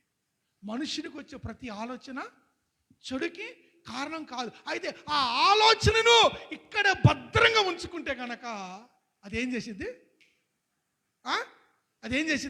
క్రియారూపం దాల్చిద్దంట. హల్లెలూయా, హల్లెలూయా. ప్రభువునందు ప్రియమైన దేవుని బిడ్డలారా బాగా గమనించండి. దావీదు ఆ రోజు వారితో పాటు యుద్ధానికి వెళ్ళి లేకపోతే వారితో పాటు తన క్రమం చొప్పున, తన ఆచారం చొప్పున, తన యొక్క నిర్ణయం చొప్పున సాయంత్రం పూట మందిరానికి వెళ్ళి ప్రార్థన చేస్తే దురాశకు గురయ్యేవాడు కాదు. ఆ దురాశను బట్టి పాపములో పడేవాడు కాదు. ఆ పాపం బట్టి కుమారుడు చనిపోయేవాడు కాదు. హల్లెలూయా. ఇక్కడ ఇశ్రాయేలు ప్రజలు కూడా ఏం చేశారంట? చదవండి 78వ కీర్తన 29:31 త్వరగా. ఒకటి, దావీదు దురాశకు గురయ్యి పాపములో పడిపోయి కుమారుణ్ణి పోగొట్టుకున్నారు. ఇక్కడ ఇశ్రాయేలు ప్రజలు కూడా కొందరు అందరూ కాదు సుమా, కొందరు 78వ కీర్తన 29 నుంచి 31 వరకు త్వరగా. ఆ, ఆ, ఉమ్, ఆ, ఆ, ఆ, ఆ. ఏమైంది ఇక్కడ? ఆహారం కావాలని దేవుడు ఏం చేసిండు చెప్పాలి. అడగక ముందే అక్కర్లు ఎరిగిన వాడు, అవసరాలు తీర్చిన వాడు. నాకు మాంసం కావాలంటే దేవుడు మాంసాన్ని ఇచ్చిండా లేదా?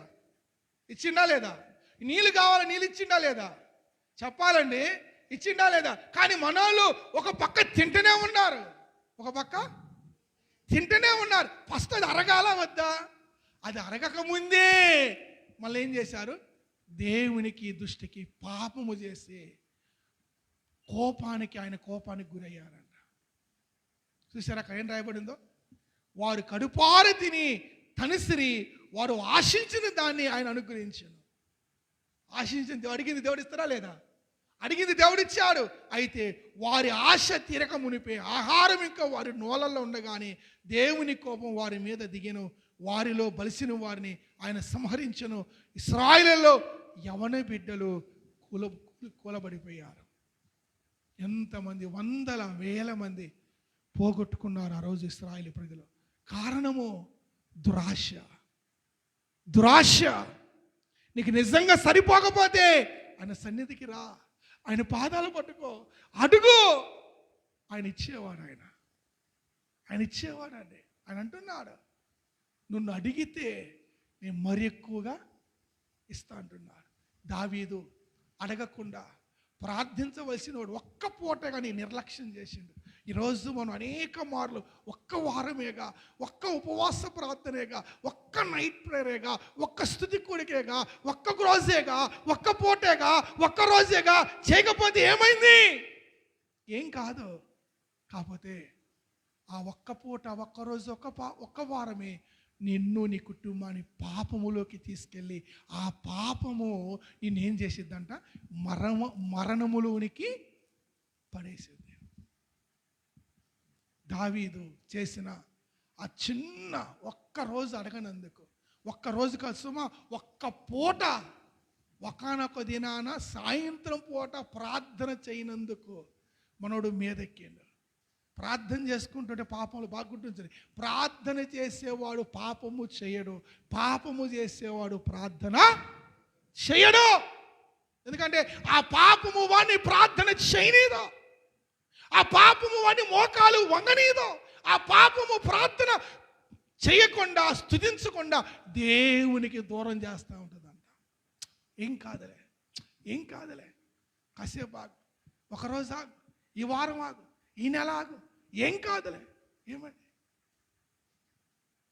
పగలంటే సరే ఆ పని ఉంది, ఈ పని పోవచ్చు. నైట్ పూట కూడా పని చేసేవాళ్ళు చేతులు ఎత్తండి. నైట్ పూట పని చేసేవాళ్ళండి, రాత్రిపూట పని చేసేవాళ్ళు. అంటే కూరగాయలు అమ్ముకోవటము, వంట చేయటము, శేనిగి పోవటము, మేకలు కాయటము, ఇలాంటి నైట్ చేస్తారమ్మా? పత్తిలో కలుపు తీయటము ఇలాంటి నైట్ చేస్తారా? పగలే చేస్తారు. దాన్ని నైట్ ఏం చేయాలి? నిద్ర. ఒక్క పూట నిద్రపోతేనే పేతురు 3 సార్లు ఎవరికి గురైందంట? ఎర్రగా మారిందంట. ఎవరికి? సాతాను గాడికి ఎర్రగా మారిందంట. ఒక్క పూట నిద్రపోయినట్టయితే. మార్కు సువార్త 14:37-38 ఉంటుంది. సీమోను, నిద్రిస్తున్నావా? నిద్రపోతున్నావా? తీవాగం తర్వాత ఎప్పుడు సందర్భం వచ్చినప్పుడు చెబుతాను. గమనించండి, ఒక్క పూట చాలామందికి ఒక్క రోజేగా, ఒక్క నెలేగా అని చాలా చిన్నగా కనపవచ్చు. కానీ ఈరోజు ప్రభువు జ్ఞాపకం చేస్తున్న మాట, దావీదు జీవితంలో ఆ ఒక్క పూటే తన జీవితంలో ఒక చేదు అనుభవాన్ని నిలిపింది. ఆ ఒక్క పూటే ఇప్పటికీ ఎప్పటికీ దావీదు జీవితంలో సరగని మచ్చగా పడిపోయింది. అవునంటారా కాదంటారా? ఎవరిని అడిగినా, ఎవరిని నోట వచ్చిన ఇదే మాట. ఒక్క విషయంలో తప్ప దావీదు ఎప్పుడు తప్పు చేయలేదండి. ఆ ఒక్క విషయంలో ఎందుకు చేసిండు? ఆ ఒక్క విషయంలో చేయడానికి కారణం ఏంటిది? ఆ ఒక్క పూట ప్రార్థన చేయనందుకే, ఆ ఒక్క పూట మందిరానికి వెళ్ళనందుకే, ఆ ఒక్క నైట్ ప్రేయర్కి, ఆ ఒక్క కూడికకి, ఆ ఒక్క ఆరాధనకి వెళ్ళనందుకే నా జీవితం, నా కుటుంబం అపవాది గాడికి ఎర్రగా మార్చబడుతుందని గుర్తుపెట్టుకోండి. అదే ప్రధాన కారణమేమో పాపములో పడిపోవటానికి, అదే దేవుని ఆశీర్వాదం దూరం చేయడానికి ఆ ఒక్క పూటనేమో, ఆ ఒక్క వారమేమో, ఆ ఒక్క గడి ఏమో. అందుకే యేసు ప్రభు వారు ఒకే మాటలో చెప్పిండు, మీరు పాపములో పడిపోకున్నట్లు, మీరు శోధనలో పడిపోకున్నట్లు. ఎన్ని గడియలంట? 4 గడియలు అన్నడా? ఒక్క గడి అయినను, ఒక్క వారమైనను తప్పించకుండా, ఒక్క రాత్రికాల ప్రార్థన అయినను తప్పించకుండా, ఒక్క ఉపవాస ప్రార్థన అయినను తప్పించకుండా, ఒక్క ఆదివారమైనను తప్పించకుండా. ఏమండి, బాగా గమనించండి. ఈరోజు చూడండి, నైట్ ప్రేయర్కి వచ్చినో లేవో ఇప్పుడు రాలేదు, నైట్ ప్రేయర్కి రానో లేవో ఇప్పుడు వచ్చారు. బాగా గమనించండి. దేవుని సన్నిధిలో ప్రభు వాక్యం చలవిస్తుంది, శోధన కాదు, దురాశ గర్భము ధరించి పాపము కనగా, పాపము పరిపక్వమై మరణము కనును. దావీదు ఆ ఒక్క పూట వల్ల, ఆ ఒక్క గడియ వల్ల పాపములో పడిపోయారు. ఆ పాపము ద్వారా కుమారుని పోగొట్టుకున్నారు. రెండవది, ఇశ్రాయేలు ప్రజలు ఏమండి, ఒక్క పూట లేకపోతే ఒక్కరోజు ఆహారము కోసము పరిగెత్తిపోయి అనేకులు దేవుని కోపానికి గురయ్యారు. మూడో వ్యక్తి, త్వరగా ముందుకెళ్తాను. మూడో వ్యక్తి మత్తయి సువార్త 27వ అధ్యాయం 3-5 వచనాలు. త్వరగా చదవండి దయచేసి. మత్తయి సువార్త 27వ అధ్యాయం 3-7 వచనాలు.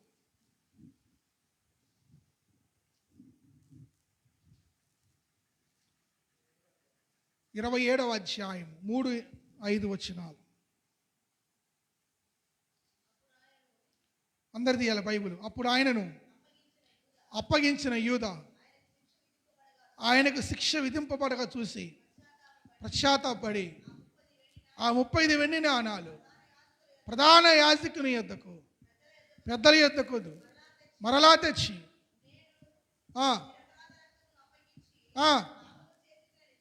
పాపము చేసిరని చెప్పాను. వారు దానితో మాకేమి, నీవే చూసుకోమని చెప్పగా అతడు దేవాలయములో పారబోసి పోయి ఉరి పెట్టుకునేను. బాగా గమనించండి. ఇస్కరేతు యూదా మీకు బాగా తెలుసు. ఒకప్పుడు ఇస్కరేతు యూదా పని ఏంటి చెప్పండి? ఒకప్పుడు ఇస్కరేతు పని ఏంటిది? బందిపోటు దొంగ, పాపిగా ఉన్నాడు. ఎవరి దగ్గరకు వచ్చిండు? రక్షకుడైన యేసు ప్రభువు వారి దగ్గరకు వచ్చిండు. యేసు ప్రభువు వారి దగ్గరకు వచ్చినప్పుడు తన జీవితంలో ఏదైనా కొదువు ఉందా? ఏదైనా లోటు ఉందా? ఏదైనా అక్కడ ఉందా? అన్నీ సమయానికి ఆహారం ఇస్తున్నాడు, సమయానికి నీళ్ళు ఇస్తున్నాడు, కావలసిన వస్త్రాలు ఇస్తున్నాడు. ప్రతిదీ యేసుతో ఉన్నంత చేపు యూదాకి ఏది తక్కువ కాలేదు. అయితే యూదా ఇది నాకు సాలదు అనుకున్నాడు. ఏమనుకున్నాడు? ఇది నాకు సాలదు అనుకొని దురాశపరుడై గుట్టు సప్పుడు కాకుండా గురువు గారు ఏం చేసిండు చెప్పాలి? గురువు గారు ఏం చేసిండు? అమ్మేశారు. ఒకవేళ యేసయ్యా నీతో ఉంటే వచ్చే ఆశీర్వాదం సరిపోవట్లేదయ్యా, నా సంపద సరిపోవట్లా, నా రాబడి సరిపోవట్లా, నా దిగుబడి సరిపోవట్లా, నా ఉద్యోగం సరిపోవట్లా, నా వ్యాపారం సరిపోవట్లా, నాకు వచ్చే కూలి సరిపోవట్లా, నాకు ఈ ప్రభు అంటే దేవుడు ఇస్తారా ఈడా? వాళ్ళు అడిగారు. 120 మంది 50 రోజులు మేడగదిలో కూర్చొని అడిగితే విస్తారంగా వారి మీద దీవెనలు. ఎలాంటి దీవెనలు? ఆకాశాన్ని భూమిని తలకిందులు చేసే పరిశుద్ధాత్మ శక్తిని దేవుడు వాళ్ళకి ఇచ్చిండా లేదా? యోధాకి ఇచ్చేవాడు కాదా? అడగలేకపోయిండు. అడగలేని పనికి మాలాడు, అడగలేని చేతకానోడు, అడగలేని ఓర్పు లేనాడు.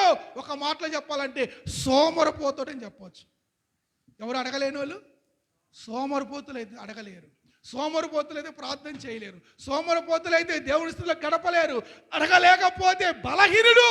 నువ్వు అడుగు, దేవునికి కావాల్సిన అన్నీ ఇచ్చినగాక. ఏమండి, అన్నాళ్ళు 3.5 సంవత్సరాలుండి కావాల్సినన్ని పొందుకున్నావు, కావాల్సినన్ని అనుభవించావు. నాకు ఇది చాలదు అనుకుంటే యేసయ్య ఇచ్చేవాడేమో, కానీ యేసయ్యని అడగకుండా ఏం చేసిండు?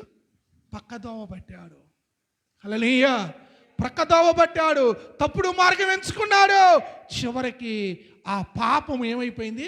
పరిపక్వమై తన ప్రాణాన్ని తానే తీసుకునే గతి పట్టింది.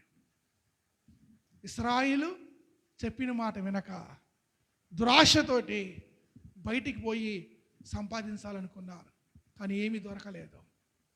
దావీదు ఒక పూటగా ఏం కాదులని నిర్లక్ష్యం చేసి పాపములో దురాశకు గురై పాపము చేసి పాపము ద్వారా కుమాని పోగొట్టుకున్నాడు. మూడోది, యూదా అడిగితే యేసయ్య ఇచ్చేవాడు. మత్తయి సువార్త 7 మీరు చదివారు. అడిగితే ఇచ్చేవాడు, కానీ అడగల, సొంత మార్గాన్ని ఎంచుకున్నాడు. ఏమండి, అధికారుల మీద ఆధారపడ్డాడు, మనుషుల్ని నమ్ముకున్నాడు. చివరికి ఆ పాపము యూదా చేసిన, అక్కడ రాయబడుతున్న మాట, నేను పాపము చేసి ఉన్నాను, నేను పాపము చేసి తిని అని చెప్పి ఆ పాపం ఏం చేసిందంట? తన ప్రాణాన్ని తానే తీసుకునే గతికి యూదాన్ని పడేసింది. నాలుగవది చూడండి, యెహోషువ గ్రంథము 7వ అధ్యాయము చివరిగా త్వరగా 7వ అధ్యాయము 21 నుంచి 25 వరకు ఈ మాట చెప్పి నేను ప్రార్థన చేస్తా. యెహోషువ గ్రంథము 7వ అధ్యాయము త్వరగా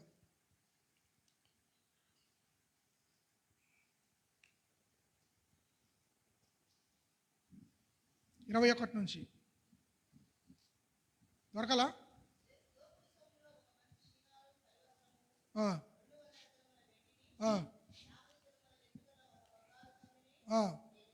నేను చూచి వాటిని ఆశించి తీసుకుంటుంది. ఏమండి, బాగా గమనించండి. ఇశ్రాయేలు ప్రజలకి యెహోషువ నాయకత్వంలో ఇది కావాలి అంటే దేవుడు ఏనాడైనా చేయకున్నాడా? నా వైపు చూడండి, ఇప్పుడు చేయకున్నాడా? చివరికి అయ్యా ఎరుకోని పట్టుకోవాలి, ఎరుకో గోడ అడ్డగుంది, సహాయం చేయంటే వాళ్ళు ప్రార్థన కాదు స్తుతించారు. స్తుతిస్తే చాలు ఎరుకో గోడ ఏమైపోయింది? ఎరుకో గోడను కూల్చిన దేవునికి బంగారం ఒక లెక్క, వెండి ఒక లెక్క. ఆడదాకేందుకు? వాళ్ళు ఐగుప్తు నుంచి బయటకు వచ్చినప్పుడు దేవుడు వాళ్ళకి ఏమి ఇచ్చిండు? ఉట్టి చేతులతో వచ్చారు వాళ్ళు. మొయ్యలేనంత బంగారాన్ని, మొయ్యలేనంత వజ్రాలను, వైడూర్యాలను, వెండిని వాళ్ళు దోచుకున్నారా లేదా? దేవుడు ఇచ్చిండా లేదా? ఉట్టి చేతులు దేవుడు ఇచ్చిండు, పంపించిండ బయటికి. విస్తారమైన వెండి నగలతో బంగారంతో దేవుడు ఇస్తే అది సరిపోక పాపపు సొమ్ము ఎంత? ఒక తులవా, ఒక మొక్క ఇంటిలో బండెడు చచ్చింది నీ మొహానికి. అది సరిపోక ఏమంటే ఒక మొక్క. కొంతమంది ఉంటారు శవాల మీద ఏదంటారు, పేలాలు ఏరుకునేవాడా ఏదో మొత్తం మీద. అలాంటి బతుకులు ఇంకా ఉన్నాయి, మారట్లేదు. దేవుడు దండికి ఇచ్చేవాడు దేవుని పక్కన పెట్టి నాకు ఒక మొక్క. ఎందుకండి ఆ మొక్క? పాప మొక్క అండి అది. ఏ మొక్క చెప్పమన్నామా? ఏ మొక్క అది? పాపాన్ని ఆశించిండు. దుర్మార్గుడు అనకూడదు. పాపాన్ని ఆశించిండు. దేవుడు విస్తారమును వెండి బంగారం ఇస్తే పాప ముక్క ఆశించి ఆ పాపాన్ని తీసుకుపోయి ఆడబెట్టిండు మళ్ళీ భద్రంగా బీరువాలు. అప్పుడు బీరువాలు లేవులే, ఇప్పుడు మనకి బీరువాలు ఉన్నాయి. ఇప్పుడు ఏం చేశారు? అప్పుడు ఏం చేసిండు? దేరాల మట్టి తీసి గుంట తీసి గుంటలో పెట్టిండండి. పుణ్యాత్ముడు పాపాత్ముడు. నీకు డేరాలకు నిండా బంగారం ఎండి ఉండే, ఏం తక్కువైంది? నువ్వు పాట పాడితే ఎరుకోకూడలా కూలిపోతండి. ఆయన వైపు తెస్తే సముద్రం సీలిపోతండి. నీ మొహానికి ఏం తక్కువైందని పాప వస్తువు ఆశపడడు ఈ పాపాత్ముడు. ఈ ఆకాను తమ్ముళ్ళు చెల్లెళ్ళు ఇంకా చాలా మంది ఉన్నారు సంఘాలలో. హల్లెలూయా. నేను ఓపెన్గా చెబుతున్నా, మీరు దాన్ని తిట్టుకున్నా పర్లా. ఆదివారాలంతా ఆ కాడికి తమ్ముళ్ళు చెల్లెళ్ళే. కాదా? అప్పుడు ఆదివారం సంపాదించే సొమ్ము ఏ సొమ్ము చెప్పండి, చెప్పండి, మీరే చెప్పండి. నాకు తెలియదు, మీరే చెప్పండి. మీరు నాకన్నా మంచి తెలివైన వాళ్ళు చెప్పండి. ఏం సొమ్ము చెప్పు? దేవునికి ఇష్టం లేనిది ఏంటిది? పాపము.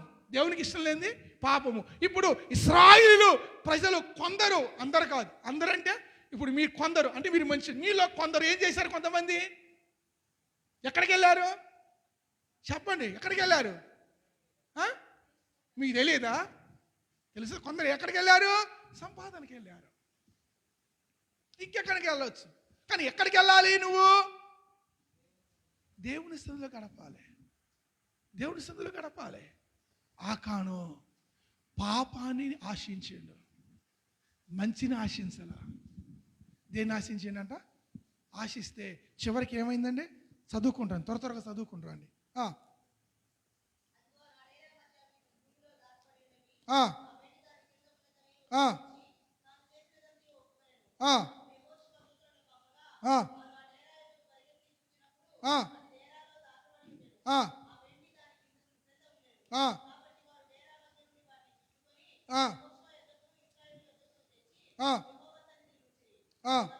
25వ వచనము.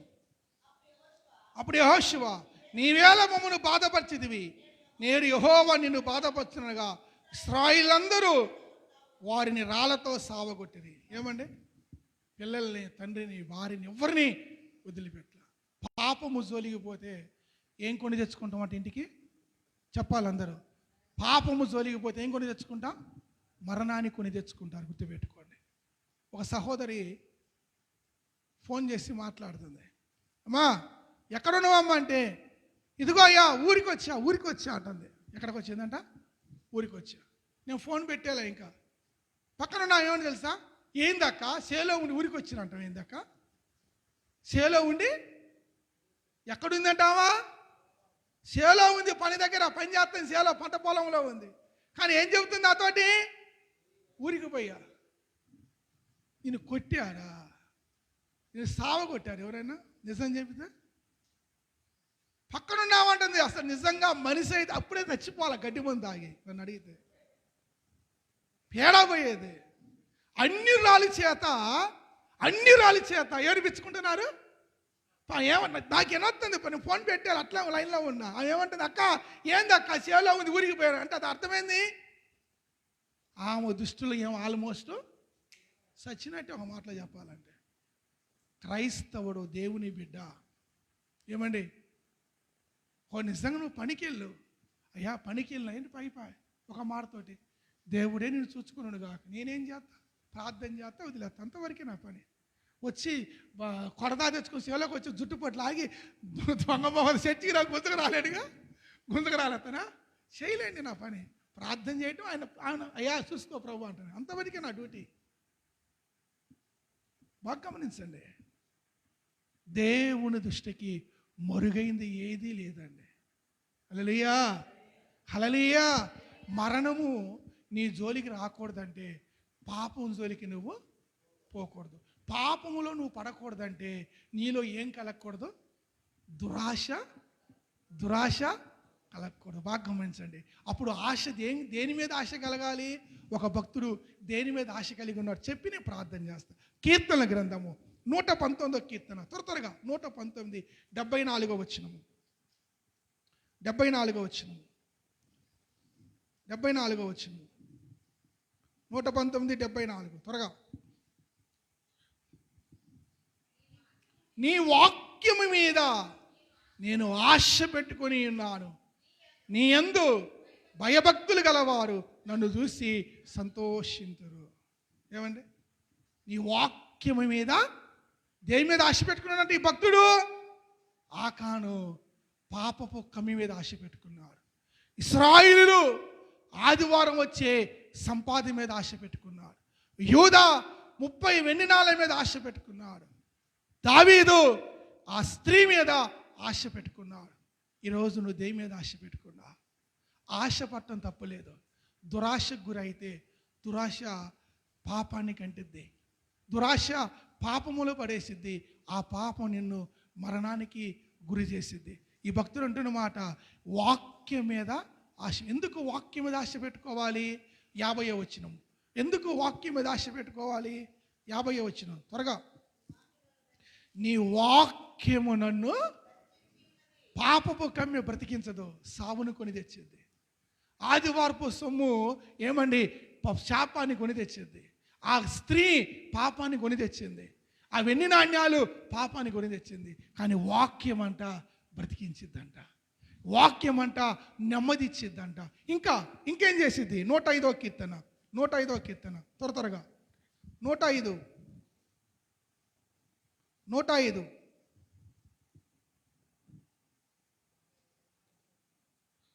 105వ వచనం, 119 105వ వచనం, 119వ కీర్తన 105వ వచనం.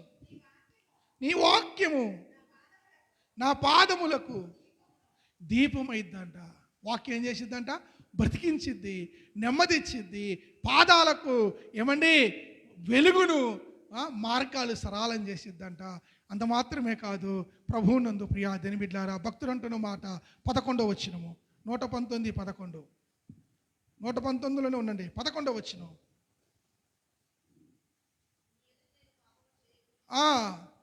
నా హృదయములో నా వాక్యమును వాక్యము నీ హృదయంలో ఉంటే, వాక్యం మీద ఆశ పెట్టుకుంటే, వాక్యానుసరంగా నువ్వు జీవించినప్పుడు ఆ వాక్యం అంట నిన్ను బ్రతికించింది. ఆ వాక్యము పాపము చేయకుండా నిన్ను నీ కుటుంబాన్ని కాపాడిద్ది. ఆ వాక్యము ఏమండి నీ పాదములకు దీపంగా ఉంటుంది. ఆ వాక్యము ఇంకేం చేసింది తెలుసా? చూడండి దయచేసి 6వ వచనము. ఆ వాక్యము మీద ఆశ పెట్టుకున్నప్పుడు, ఆ వాక్యమును లక్ష్యము చేసినప్పుడు నీకు ఎప్పుడు అవమానము కలుగనేరదు.